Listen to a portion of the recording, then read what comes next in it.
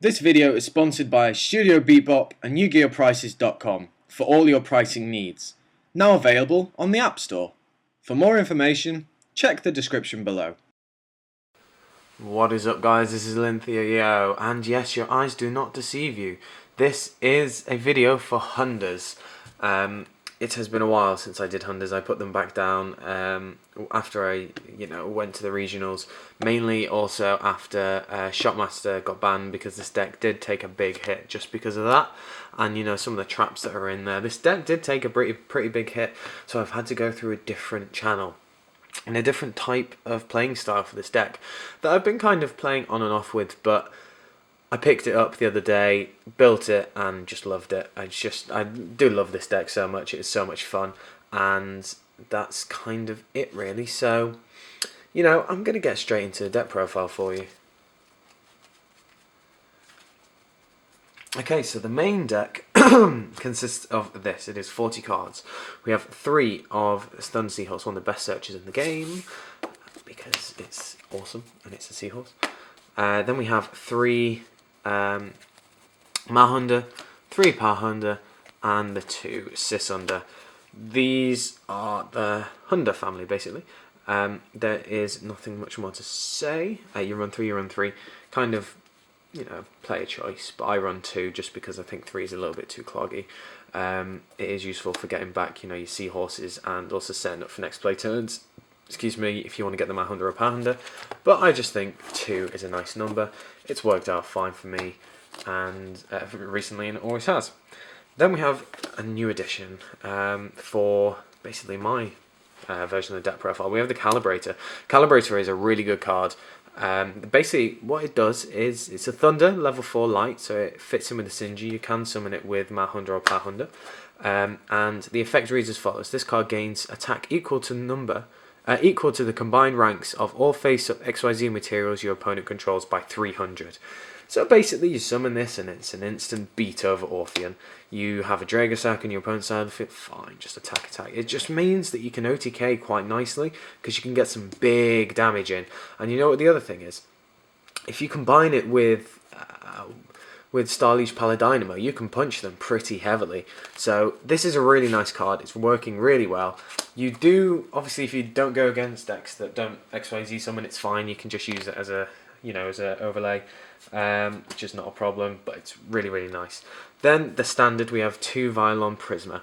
This card just enables us to synchro summon level 8s instantly, kind of. It's really nice, and you can search it with Thunder Seahorse as well. I wouldn't do 3. I found 3 cloggy, but 2's where it's at for me.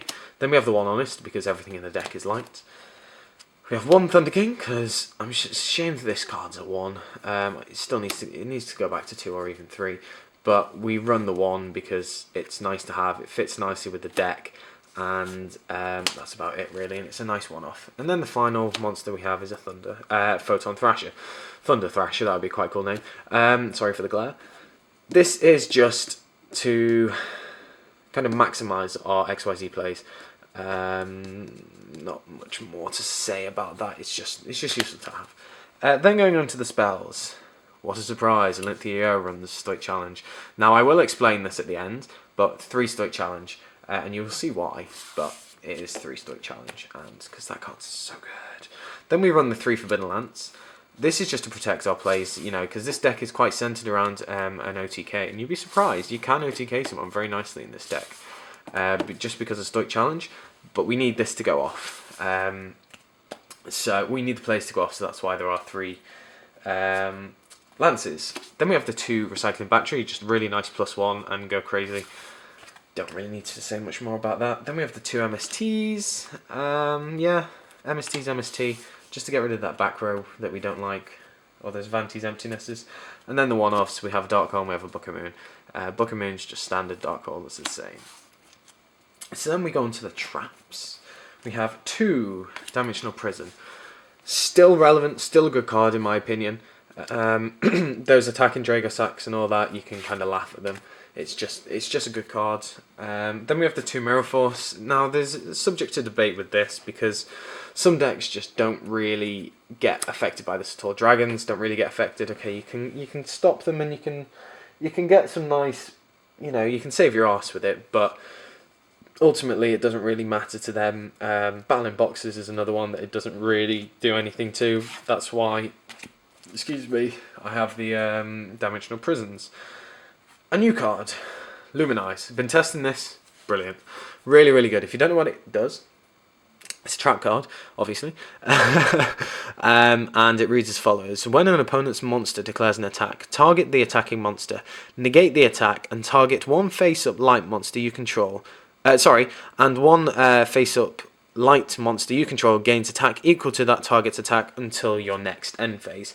Basically, you just put... You can summon your Sisunder and set this, get your Sisunder effect. You can then just activate it when they attack into it.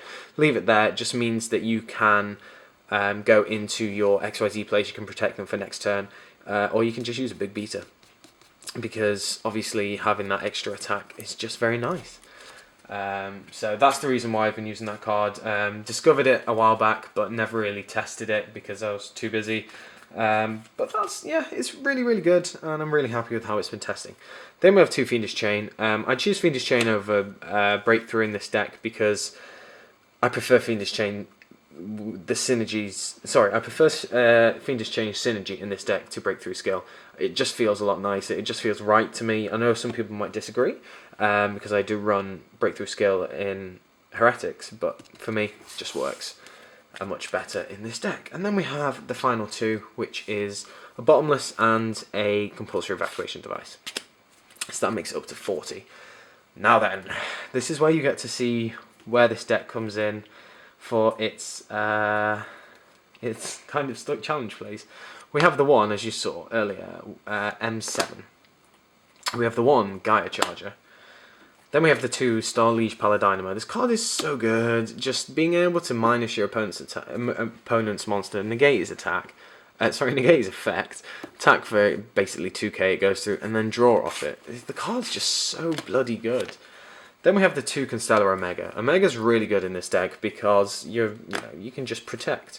Omega, I think, is a very important card for this deck, mainly because obviously there's a lot of back row that's been hit, and summoning this and being able to make your opponent have to bait out all their defensive traps is just really good, because you can summon this, and you get rid of basically 2 or 3 of them if they really want to go chaining that much.